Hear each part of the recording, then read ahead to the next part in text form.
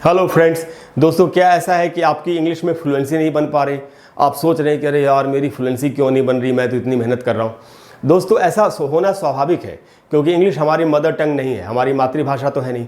हमारी जीभ को बचपन से हिंदी बोलने की आदत पड़ी हुई है, तो हम इंग्लिश में फ्लुएंसी बनने में दिक्कत तो होगी ही। लेकिन दोस्तों, दिल छोटा नहीं करना है, निराश नहीं होना है। ऐसा नहीं है कि हम फ्लुएंसी बना नहीं सकते।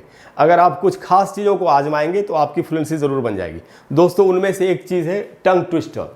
टंग ट्विस्टर क्या होता है दोस्तों? टंग ट्विस्टर देखो, जैसा कि नाम से आपको दिख रहा है, टंग का मतलब है जीभ और ट्विस्ट का मतलब है मोड़ना। यानी कि ऐसे शब्द, इंग्लिश के ऐसे शब्द जो हमारी जीभ को मोड़ दें, यानी कि हमको इंग्लिश बोलने की प्रैक्टिस हो जाए। तो टंग ट्विस्टर्स की प्रैक्टिस करने से आपकी टंग को, जीभ को इंग्लिश बोलने की आदत पड़ेगी और आपकी फ्लुएंसी बन जाएगी। तो दोस्तों, टंग ट्विस्टर में क्या होता है मैं आपको बताता हूँ। टंग ट्विस्टर्स में सबसे पहले जो वर्ड्स होते हैं ये मीनिंगलेस होते हैं, अर्थहीन होते हैं, इनका कोई अर्थ नहीं होता। इनको सिर्फ बोलना होता है खाली कि हमारी फ्लुएंसी बन जाए उसके लिए। और ये इसमें जो वर्ड्स होते हैं ये किसी एक लेटर से बने होते हैं। जैसे इंग्लिश में 26 लेटर्स हैं, ए से लेकर जेड तक, तो उनमें से किसी भी एक से, ए से, बी से, पी से, टी से, किसी से भी आप टंग ट्विस्टर बना सकते हैं। तो इस टंग ट्विस्टर में 4 सेंटेंस हैं जो आज हम करने जा रहे हैं, और चारों में जितने भी वर्ड्स हैं लगभग सारे के सारे, एक आध को छोड़ के, सब पी से हैं, क्योंकि आज हम पी की प्रैक्टिस करेंगे। ठीक है दोस्तों? तो दोस्तों, हम स्टार्ट करते हैं, लेकिन मैं आपको एक दो रूल और है उच्चारण के, वो बता दूंगा। वो सीख करके आपकी फ्लुएंसी एकदम कमाल की हो जाएगी। तो दोस्तों, सबसे पहले मैंने लिखा है यहाँ पर पीटर। अब दोस्तों, ये अंग्रेजों का नाम होता है, हम इसको पढ़ते हैं पीटर, ऐसे पढ़ते हैं हम। लेकिन दोस्तों, मैंने पीटर नहीं लिखा, मैंने लिखा है पीटर। ट के बाद मैंने ब्रैकेट में आधा अ लिखा है। इसका मतलब क्या हुआ? इसका मतलब ये हुआ दोस्तों कि अब दुनिया में 2 तरह की इंग्लिश चल रही है, एक ब्रिटिश इंग्लिश, एक अमेरिकन इंग्लिश। हमारे ऊपर, इंडिया के ऊपर ब्रिटिशर्स का राज था, उन्हीं का शासन था। तो इंडिया में सरकारी लेवल पे अभी भी ब्रिटिश इंग्लिश चलती है, और अपने देश में, इंडिया में, अमेरिकन इंग्लिश लोग शौक से बोलते हैं। लेकिन अगर आपको सरकारी कामकाज करना है, कोई एग्जाम देना है, तो आपको ब्रिटिश इंग्लिश में देना पड़ेगा, ऐसा नियम है। तो दोस्तों, ब्रिटिश इंग्लिश में, और हम बचपन से ब्रिटिश इंग्लिश ही बोलते आए हैं, चाहे सही चाहे गलत, चाहे जैसी भी हम बोलते आए हों। तो ब्रिटिश इंग्लिश में एक नियम है दोस्तों, आर का नियम है। अब मैं आपको एक ऐसा उच्चारण का रूल बता रहा हूं जिसको सीखने के बाद आपकी फ्लुएंसी बहुत ज़्यादा बनेगी। तो दोस्तों, ब्रिटिश इंग्लिश, आप ध्यान से सुनिए मैं क्या कहने जा रहा हूं। ब्रिटिश इंग्लिश में अगर किसी भी वर्ड में आर है और उसके पहले एक वॉवेल है, वॉवेल आप जानते हैं, ए ई आई ओ यू, 5 वॉवेल्स हैं। तो अगर आर के पहले एक वॉवेल है और आर के बाद उस सेंटेंस में, उस वर्ड में कोई भी वॉवेल नहीं है, खाली कॉन्सोनेंट्स हैं, तो उस आर का उच्चारण नहीं होता। बस इतना अगर आपने सीख लिया तो आपकी सारी समस्या का समाधान हो जाएगा। तो अगर आप ध्यान से देखेंगे तो इसमें आर के पहले एक वॉवेल है और आर के बाद कुछ भी नहीं है, न वॉवेल है न कॉन्सोनेंट है, यानी इस आर का उच्चारण नहीं होगा। अगर आर के बाद एक वॉवेल होता तो शायद उस आर का उच्चारण होता, लेकिन इस आर के बाद अगर एक कॉन्सोनेंट भी होता तो भी इसका उच्चारण, आर का उच्चारण नहीं होता। इसलिए इसको हम पढ़ेंगे पीटर, न कि पीटर। तो हमको इसको पढ़ना चाहिए पीटर। Hello Peter. पीटर नाम होता है दोस्तों अंग्रेजों का। उसके बाद दोस्तों पाइपर, ये उसका सरनेम है। जैसे अपने यहाँ बोलते हैं ना योगेश शर्मा, तो वैसे नाम है पीटर पाइपर। पाइपर भी दोस्तों वही रूल लगा है, आर का उच्चारण हमको नहीं करना है, तो पीटर पाइपर। उसके बाद दोस्तों पिक्ट। अगर आप इसको ध्यान से देखेंगे तो ये डी से खत्म हो रहा है, लेकिन मैंने ट लिखा है इसके लिए। तो डी से ट क्यों बन गया? तो दोस्तों, एक थोड़ा हाई लेवल का रूल है उच्चारण का, प्रोनाउंसिएशन का, जिसको अगर आप सीख लेंगे तो आपको पता चल जाएगा कि डी को कब कब ट पढ़ा जाता है। जनरली हमको ये बातें नहीं मालूम होती हैं, इसीलिए हमारी फ्लुएंसी नहीं बन पाती। तो दोस्तों, मेरे चैनल पे एक प्लेलिस्ट है जिसका नाम है लर्न इंग्लिश प्रोनाउंसिएशन, उच्चारण सीखें। उस प्लेलिस्ट में अगर आप जाएंगे तो आपको एक वीडियो मिलेगा जिसका टाइटल है डी से कब कब ट बनता है। अगर आप उस वीडियो को ठीक से देख लें तो आपको ये पता चल जाएगा कि डी से ट कब बनता है और क्यों बनता है। तो दोस्तों, यहाँ डी से ट बनेगा, इसको पढ़ेंगे पिक्ट। उसके बाद दोस्तों ए को दोस्तों ए भी पढ़ सकते हैं आप, अ भी पढ़ सकते हैं। आधा अ लिखा है मैंने। आधा अ दोस्तों हिंदी में नहीं होता, लेकिन इंग्लिश में सिर्फ उच्चारण करने के लिए होता है आधा अ। तो हमको इसको आधा अ, अगर आप इसको पढ़ेंगे कहीं पर भी सेंटेंस में या इंग्लिश बोलते वक्त, तो आपकी फ्लुएंसी ज़्यादा बनेगी। ये भी एक राज की बात है, ये भी सीखना चाहिए। ए बोलने से फ्लुएंसी टूटती है, अ बोलने से फ्लुएंसी बनी रहती है। दोनों सही उच्चारण है, आप दोनों में से कोई सा बोल सकते हैं। तो पीटर पाइपर पिक्ड अ। उसके बाद दोस्तों पैक प्लस अव। अब मैं आपको यहाँ पर फिर एक नई बात बताता हूँ। ये जो वर्ड है ओ एफ का उच्चारण दोस्तों हम क्या जानते हैं कि हमको लगता है कि ये ऑफ होता होगा, लेकिन दोस्तों ये ऑफ नहीं होता। अब फिर ये बात भी नहीं जानने के कारण भी हमारी फ्लुएंसी नहीं बनती।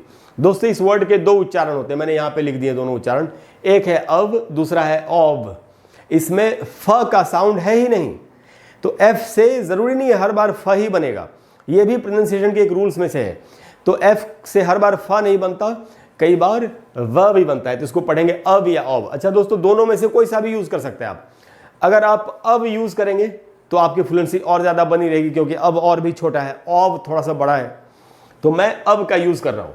अच्छा दोस्तों एक और नियम है, वो भी आपको बता देता हूं कि अगर कोई वर्ड एक कॉन्सोनेंट से खत्म हो रहा हो, ए ई आई ओ यू ये पांचों वावल है और बाकी जो 21 बचे वो कॉन्सोनेंट है, तो के एक कॉन्सोनेंट है, तो एक उच्चारण का नियम ये है कि अगर कोई वर्ड किसी कॉन्सोनेंट से खत्म हो रहा हो और उसके तुरंत बाद वाला वर्ड एक वावल से शुरू हो रहा हो, तो आपको क्या करना चाहिए, आपको दोनों वर्ड्स को जोड़ के एक वर्ड बना के तब उसको पढ़ना चाहिए। लिखेंगे अलग अलग, पढ़ेंगे एक बना के। कैसे? जैसे पैक प्लस अब हो मिलके हो गया पैकअब, मैंने यहाँ पे लिख दिया आपकी आप ठीक से समझ सके, पैक प्लस अब पैकअब, तो ऐसे पढ़ेंगे पैकअब।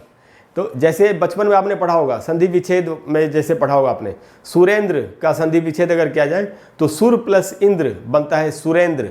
वही चीज़ है दोस्तों, संस्कृत से ही तो अंग्रेजी सीखी है अंग्रेजों ने।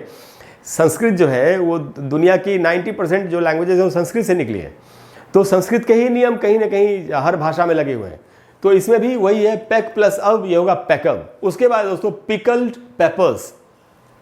पिकल्ड में दोस्तों कुछ भी नया नहीं है, पेपर्स में ये जो आर है, इस आर के पहले एक वावल है और उसके बाद कोई भी वावल नहीं है, इसलिए उस आर का उच्चारण नहीं होगा, इसको हमको पढ़ना है पेपर्स, इसको हम पेपर्स नहीं पढ़ेंगे।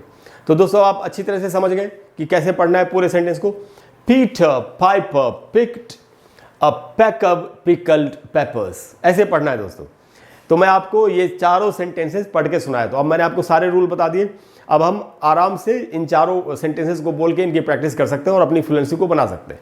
तो दोस्तों ये Peter Piper picked a peck of pickled peppers, a peck of pickled peppers, Peter Piper picked, if Peter Piper picked a peck of pickled peppers, where's. अच्छा दोस्तों ये वर्ड सीखने वाला है, ये वेयर इज का शॉर्ट फॉर्म है।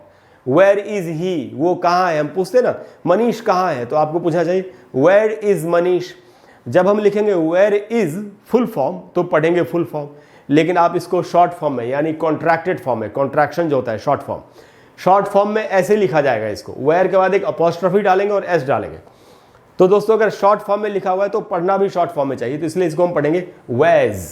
वेज जैसे आपको पूछना हो मनीष कहाँ है, और अगर आपको शॉर्ट फॉर्म में बोलना है तो आपको पूछना चाहिए where's Manish, where's he, where's she, किसी के लिए पूछ सकते हैं। वेज द बुक, किताब कहाँ है, वेज द बुक। तो दोस्तों पढ़ेंगे वेज, तो हम पढ़ेंगे where's the peck of pickle peppers Peter Piper picked. दोस्तों अगर आप इसकी ठीक से प्रैक्टिस कर लें तो आपकी फ्लुएंसी बनने से कोई रोक नहीं सकता। इसीलिए हम क्या करेंगे, अब मैं बिना रुके हुए आपको ये चारों सेंटेंस पढ़ के फिर से सुनाता हूं और आपको वैसे ही प्रैक्टिस करनी है। तो दोस्तों ये, और मैं अपनी स्पीड थोड़ी स्लो रखूंगा। Peter Piper picked a peck of pickle peppers, a peck of pickle peppers, Peter Piper picked, if Peter Piper picked a peck of pickle peppers, where's the pecker pickle peppers, Peter Piper picked। दोस्तों देखा आपने कितना आसान है, आपको इसकी ऐसी प्रैक्टिस करनी चाहिए। Peter Piper picked a peck of pickle peppers, उसके बाद दोस्तों a peck of pickle peppers Peter Piper picked, if Peter Piper picked a peck of pickle peppers, where's the peck of pickle peppers Peter Piper picked। बस यही पढ़ना है दोस्तों, आपको इसकी खूब प्रैक्टिस करनी चाहिए, 5 बार 8 बार 10 बार, धीरे धीरे धीरे आपकी जीभ को इंग्लिश बोलने की आदत पड़ती चली जाएगी। दोस्तों फिर मैं दूसरी क्लास में आपको एक दूसरा भी टंग ट्विस्टर दूंगा जो किसी और लेटर से होगा, जैसे बी से या टी से। वैसे अगर आपको किसी खास लेटर से चाहिए तो आप नीचे कमेंट बॉक्स में लिख देंगे, तो मैं उस पर बना करके आपको दे दूंगा। तो दोस्तों आपको इसकी प्रैक्टिस करनी चाहिए जिससे कि आपकी फ्लुएंसी बने। अगर आप चाहते तो मैं आपको थोड़ा फास्ट भी पढ़ के सुना सकता हूँ, तो एक राउंड में आपको फास्ट पढ़ के सुनाता हूं। इसको दोस्तों ऐसे ही पढ़ सकते हैं आप। Peter Piper picked a peck of pickled peppers, a peck of pickled peppers, Peter Piper picked, if Peter Piper picked a peck of pickled peppers, where's the peck pickle peppers Peter Piper picked. तो दोस्तों ये practice करते करते आप भी ऐसा कर सकते हैं। मैं एक्चुअली इससे भी ज़्यादा स्पीड में बोल सकता हूँ क्योंकि मुझे प्रैक्टिस है, और आप मुझसे भी ज़्यादा स्पीड में बोल सकते हैं अगर आप इसकी प्रैक्टिस करेंगे। तो दोस्तों मुझे उम्मीद है कि आपको आज की क्लास अच्छी लगी होगी। अगर क्लास अच्छी लगी हो तो प्लीज़ वीडियो को लाइक और शेयर करें और चैनल को सब्सक्राइब करें। और अगले वीडियो में हम फिर एक इंटरेस्टिंग चीज़ सीखेंगे, मज़ेदार चीज़ सीखेंगे और अपनी इंग्लिश को अच्छा करेंगे। Thank you very much. I will see you soon. Bye bye.